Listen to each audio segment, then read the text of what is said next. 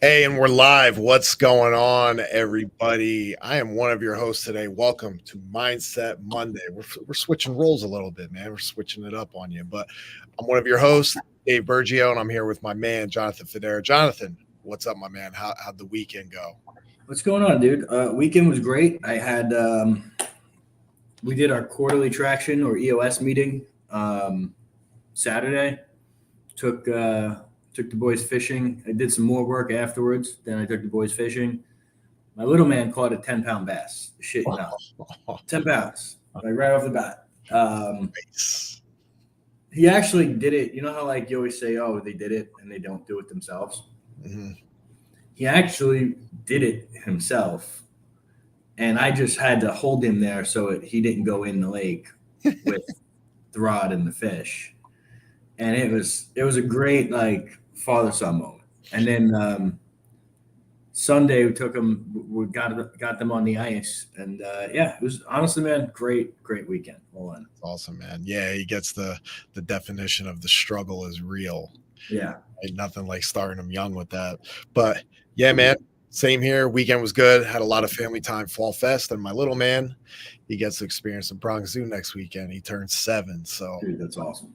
yeah, time flies, man. That's for sure to get to 7. And guys, that's actually what we want to talk about today. You know, if you saw us on Friday with Financial Fitness Friday, I brought up this awesome book that I'm reading right now. I'm about 60 pages in. And man, if you're in business or even just in life, you know, it's super important. I think when we talk about buying back your time, that we don't understand certain menial things that we do, or we try to be the jack of all trades and get our hands in something. And listen, I'm guilty of this.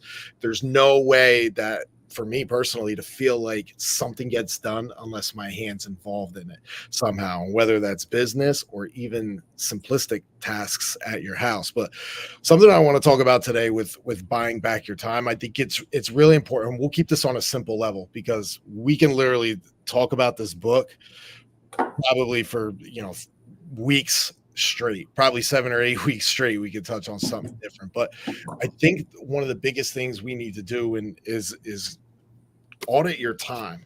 Right, there's a simple thing in here, and I don't want to give this away for too many people, but I think it's super important to kind of touch on this. I actually want to find this page simple. It's called the drip matrix.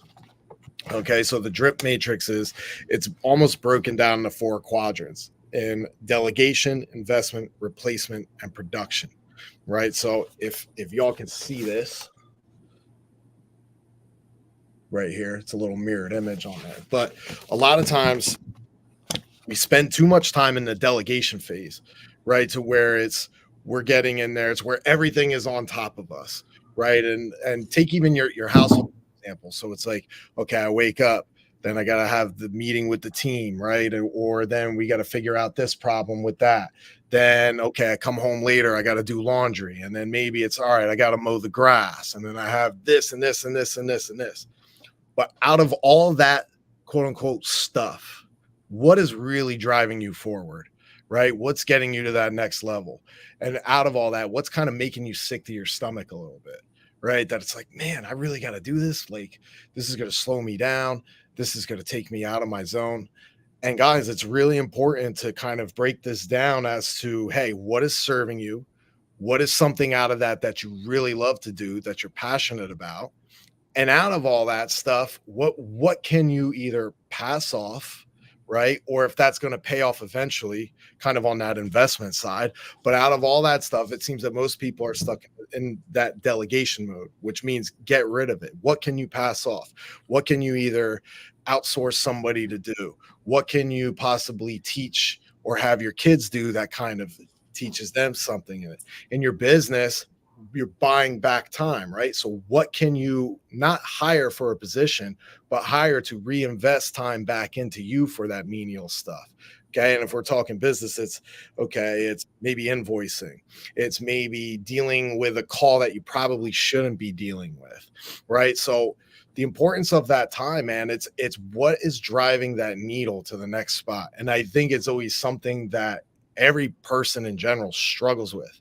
I don't care what level you're at. There's always a way when it comes to time that you can considerably buy some time back. And if you study some super high level people, like there's an example of Oprah in here, that there's some things I didn't know. Like Oprah literally in her business and her Harpo umbrella to this day only works physically in that business 2 hours a day because she's mastered her time. And it's very simple how she delegates that time. And Jonathan, you're very good at working that calendar, man. I know you know, we've talked about it, how that calendar runs you, right? And that's something that I've strived to get better at, how you have that consistency every single day for, hey, if it's not on you, what your favorite quote to me that I know about that, hey, bro, if it's not on my calendar, I'm not doing it. You want to touch on that a little bit? Yeah. So running multiple different companies and having outside investments there's always some level of fire urgency, right? And what I've been able to do over the past 2 years is make sure that everything is on my calendar. So when people need my help, I send them, unless it's an emergency, okay? And I limit the number of things that I consider an emergency. And this is from everybody in my life, okay? If it's on the calendar, it gets done. If I'm planning to do something in a certain time frame, I put it on the calendar. I plan this out 2, 3, 4 weeks in advance. And I also plan, like, I'll have periods of time where I know, hey, this is the only thing I'm working on.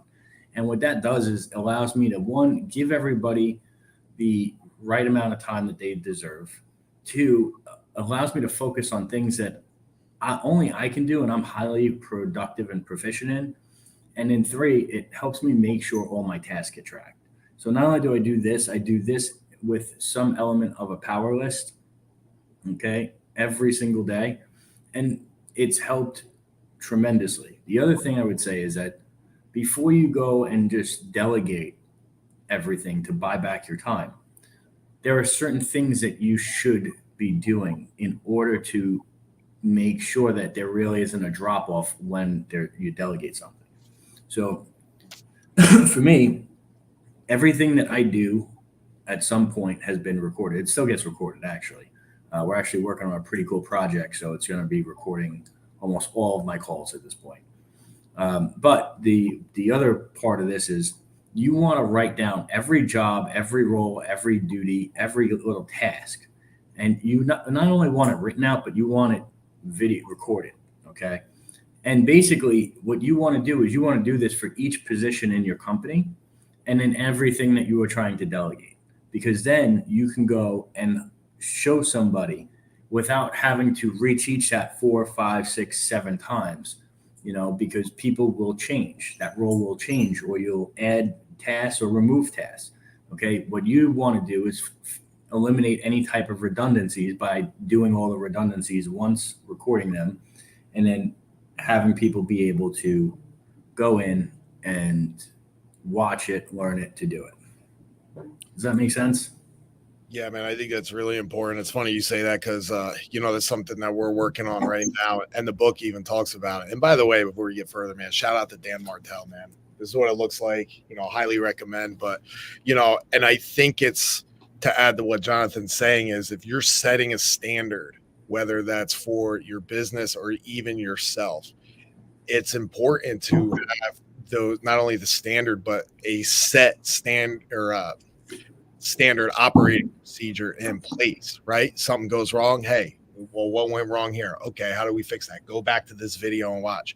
Go back to this time frame and watch. It's not only recorded so you can, for me, when I see something over and over again, that's how it sticks.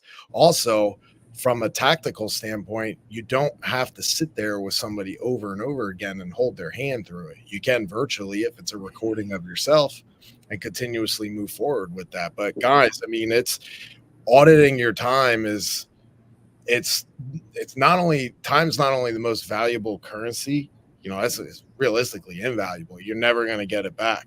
But I think, and it's something for me I've struggled with immensely.